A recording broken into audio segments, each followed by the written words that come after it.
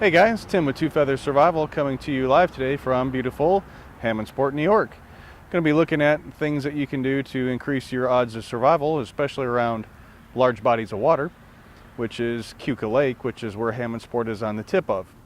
So we're going to be looking at ways to procure that water, different collection methods, different things that you should have in your bag of tricks or your pack, go bag, whatever you want to call it, that would help increase your chance of survival around a large body of water like this lake, Keuka Lake.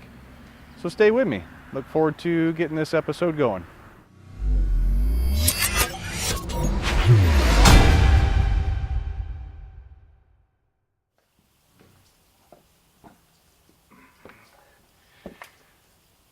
Sometimes you find yourself in places that you just really can't go any further with. Come up this creek bed here, trying to get out of this area, and really I can't because now I've got a large overhang here. So these are the type of things that you need to prepare yourself for when you're out foraging for things like water, or even if we're hunting. If I can't get through an area that I'm trying to get up and over or out of, and I've simply trapped myself, then I've got to either go back down the area that I know to try to work back around, or try to climb out from this area. Both of which aren't really a good choice. The climbing out is not a good choice at all. This is a very slippery area. Not getting good traction with my foot apparel that I have on right now, so our only other choice is to find a different way around. I'll turn the camera around here in just a second and kind of show you what I'm talking about with this obstruction that we've got here.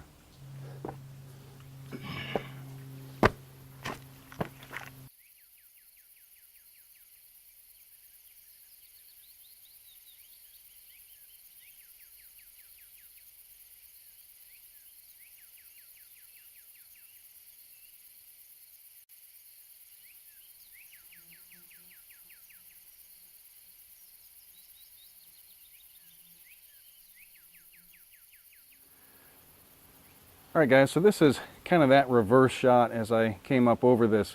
This is that saddle here behind me. Now if I had a topographical map, I could have kind of foreseen this because I would have a bunch of lines really close together, and I'll talk about that when we get to do a map reading class here, hopefully coming up very, very soon. But as you see, that's an area that I really can't climb up and over and get to the top of that ledge. So my choice right now, unfortunately, is to go back down where I just came from. That sometimes is something that you have to do. That is a good option for this type of rock scrambling as we go up through these little areas here. Now I've got fresh water at least available to me, but again, if I'm trying to navigate out of an area, this is a huge obstacle for me. It's something that really we can't climb over safely, at least. Now I could take some risks and probably do that. If I had climbing gear or ropes, I could set up a belay of some sort and probably do that as well. Those are all things that I don't have. So this is an obstacle for me, and we've got to figure out a way to negotiate that. I do at least have fresh water. Now on that, although it probably it is fresh water, it's water I still need to process.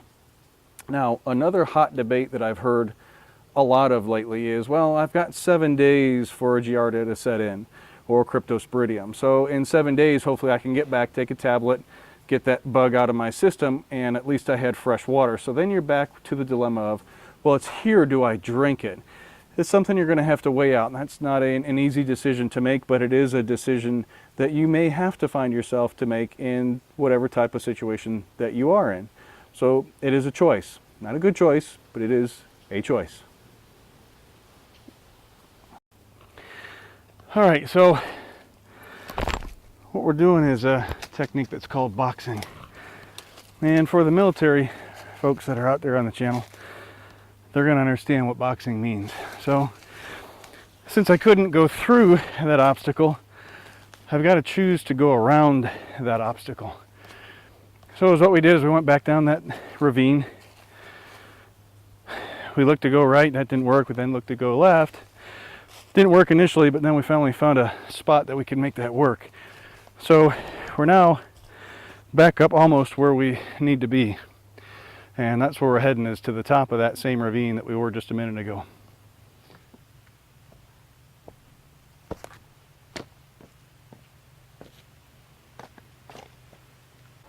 All right, so we had to take a little bit of a journey out of our way to get above where we could no longer pass.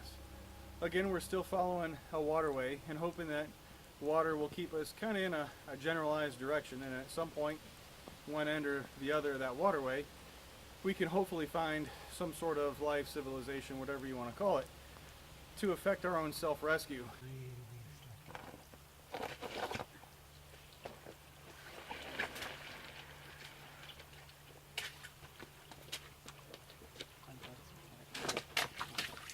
You're what? Bust it down.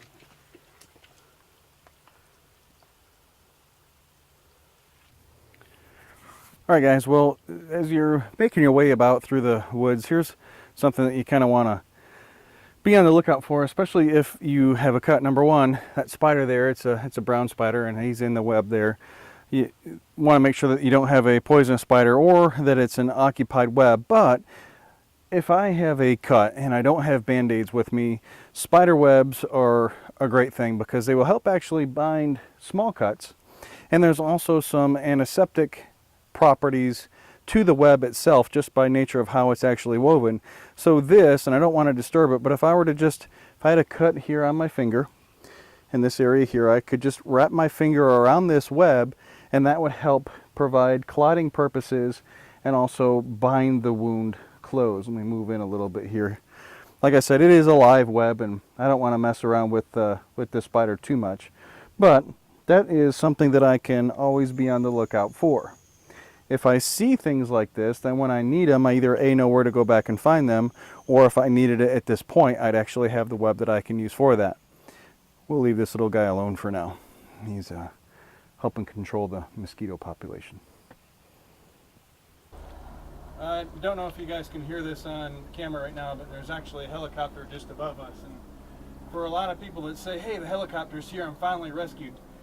If you don't have part of your everyday carry kit, your survival kit that should be on your hip, and again, kind of the idea of this was just to come out here with absolutely nothing. I got a knife, I've got a fire band, that's it.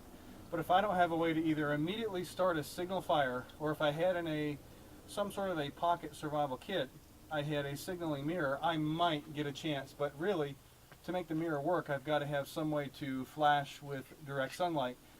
Underneath the canopy of this old forest that we're in, I don't even have that, so the chance of that is very, very remote.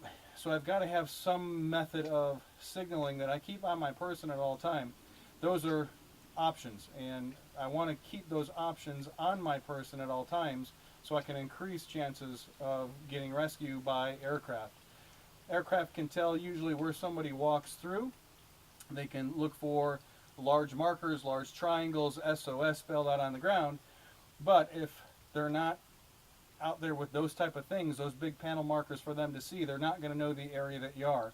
A lot of times what they're going to look for is the initial downed aircraft. They're going to look for the initial vehicle that went off a cliff and crashed someplace, or off a roadway and crashed, or a campsite that was a last known indicator. And that gives a ground team a point to start looking from, and then they can kind of work a perimeter ring or concentric circles, whichever way you want to think of that, based off from that. So again, it went right over top of us, and they're not going to know that we're here unless we've got some way to signal for that. Okay guys, well, I've told you before when we've had other discussions to always be mindful of where it is that you are, watching your surroundings, and then also having that pack rat style mentality so you can look out for things around the natural area. As we've been walking up through this gorge here, I've seen a ton of wild edibles. I've seen a ton of things that I can use for fire lighting and fire making. Things like the spider web that I just spoke about. All those things are things that I can use in this area to increase my chances of survivability or sustainability or long-term survival, depending on whatever it is that you're actually out doing, or just making a good hike through a beautiful scenic area like we are now. Water procurement is something that we need to really have at the forefront of our mind. If I've planned ahead, and I'll show you my bag here in a second, I've at least brought a bag of items with me that I can hopefully have some basic small things in there.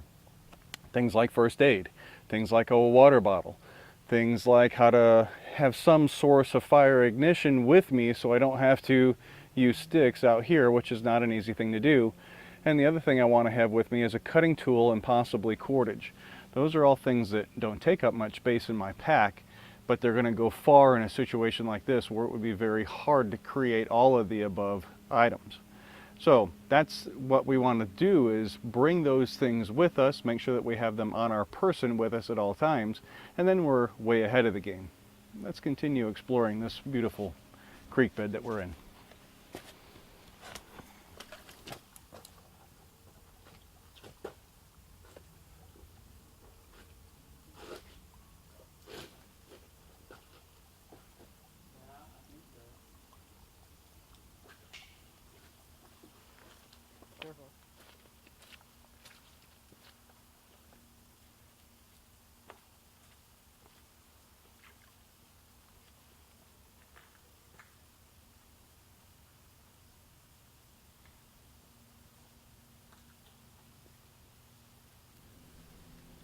Alright guys, so what's in a pack? Well, here's typically what I have with me when I'm out hiking through the woods. A couple things that you'll see on the outside of the pack. I've got my ham radio there. I can have that for not only listening to AM and FM radio stations, but also weather band radio and for communications. And just to have that running up towards the front here with the mic. I've got a paracord bracelet that I have attached to the top. And inside that paracord bracelet is actually a full fishing kit. And I'll actually break that out, take it apart, and I'll show you that when we get back down to the main lake later. And then a flashlight. Well, on the inside, a couple things that you want to have with you. I have a water bottle, which we are actually going to utilize here when I find a good place that we can get to secure some water. The reason why this is a good one, I got this actually at Walmart. It's made by Stanley. The top is polycarbonate plastic, that comes right off. Well, now I have a single wall stainless steel cup. Now I have a way to both cook in and boil water in this simple cup.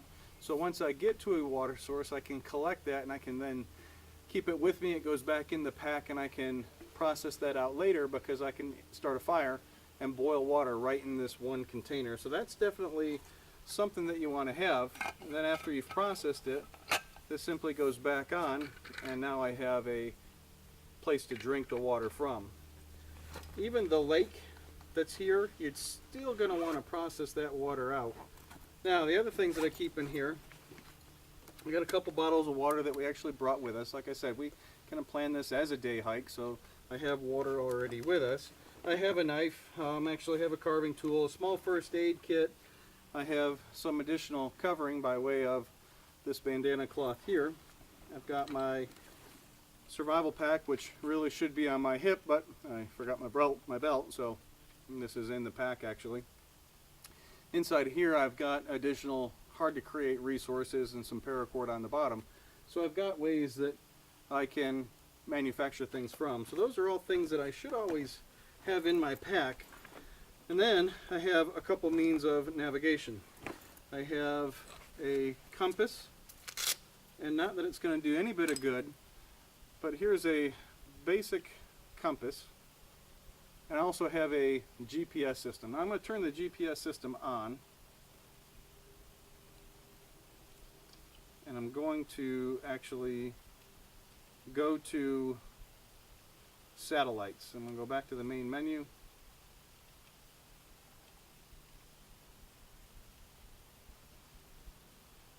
And I'm going to let this just sit here just for a second.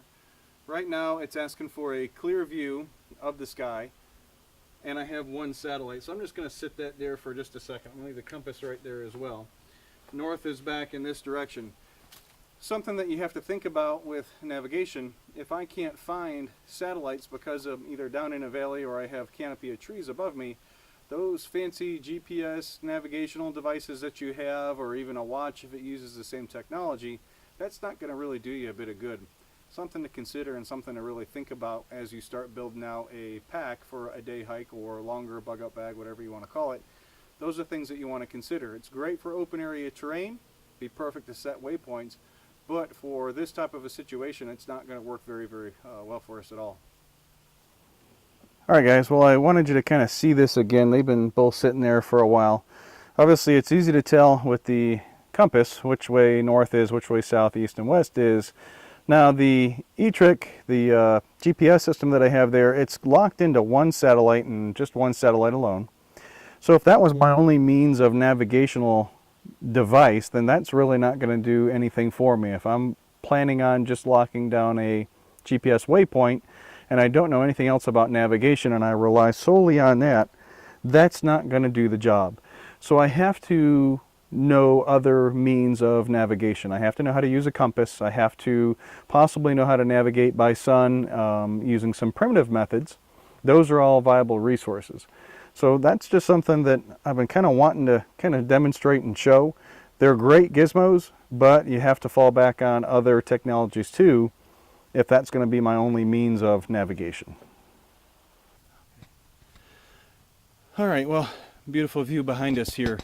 I spoke yesterday about a technique as you come up to obstacles called boxing.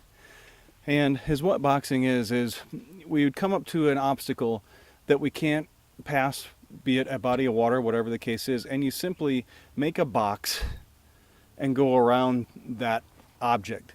Typically you want to always walk so many paces out, make a left, walk so many paces, which would be the same, make a left, and then the so many paces again, and then make another left.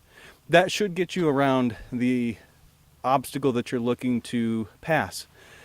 If I need to retrace my steps, then I've got an easy way to do that because I've got a known pace count that would then bring me back to do that. And that's exactly kind of what we just did here to get around this obstacle. And I'll turn the camera around and I'll show you kind of what we're talking about here. Okay, so this is exactly what I'm talking about. Beneath me here, I've got a large cliff.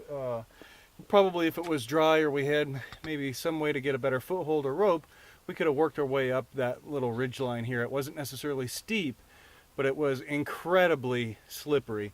So big thing that we don't want to do right now is create some sort of a mechanical injury.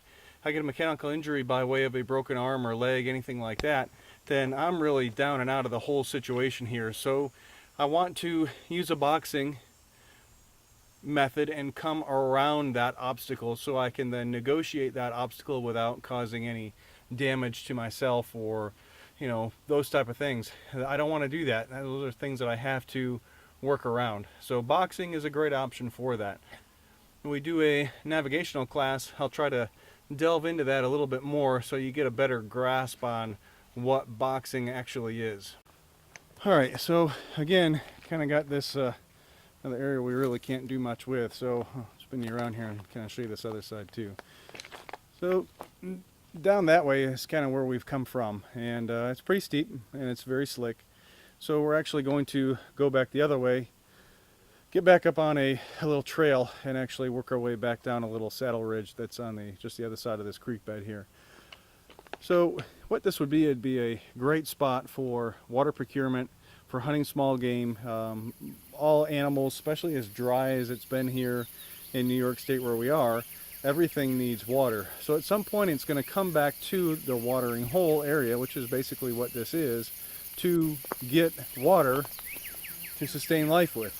And we all need that, including us as the largest apex predator on the planet. So all those type of things are things that we need to keep in mind as we go. So we're going to push up over the hill here and get back down on this ridge line here, and that's exactly what we're going to do now. Another quick point, wild edibles everywhere through this area.